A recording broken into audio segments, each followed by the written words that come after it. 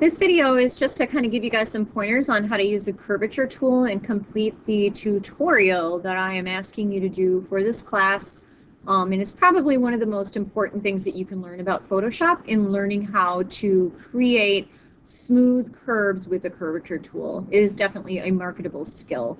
So we are going to go ahead and put that aside. As you can see, I have already created the beak using my curvature tool on separate layers, and I'm using the shape function just as the tutorial says. So a couple things that you may not be aware of. I'm just going to go through one shape just to make sure that you know how to do this. So I have my curvature tool selected, and I'm going to go ahead and start here. And then I'm going to click again, and the third time I do this, it will follow the curve. You can go back and move that a little bit.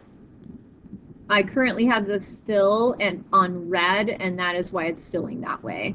So I'm going to double click on here to make that a corner anchor, and then I'm going to keep following along and following along.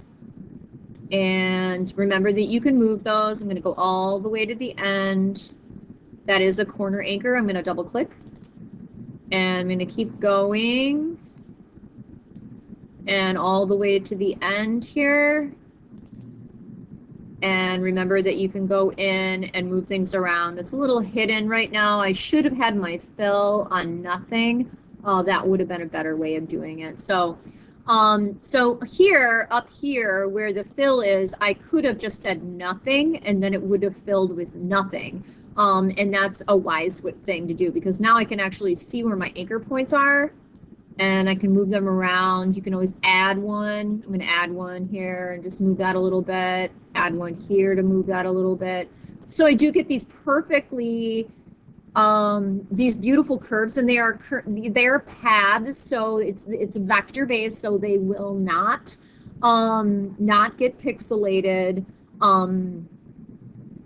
depending upon the resolution. I think that these are scalable, although they don't look like it here. Anyway, we'll have to investigate that. Anyway, from here, I obviously want that to be blue, so I can go up to fill, and I'm going to select that color blue, and so on, and it automatically makes a layer for me, and I'm good to go. So next thing I want to show you is the big orange circle. I'm just going to kind of drag this over here, because remember that I want this big yellow circle. So I'm going to go ahead and, there we go, make that yellow circle here. So just to get my Photoshop back up. The way you can do that very easily, you don't have to do it with the curvature tool. That would be harder. And you have a couple circles here in the eyes as well. So I'm going to go ahead and select my ellipse tool. I am going to create a shape. It's easier that way. You can still fill a path, but we will just create the shape. I am going to select a color, and it looks like that's a pretty primary color yellow. So I'm going to go ahead with yellow, maybe just a skosh oranger. Yeah, right about there. And say okay. And I'm going to go ahead and make my circle now. So one of the things that I know that I wanted to pass on to you, so if I'm holding down the Shift and the Alt, and then as I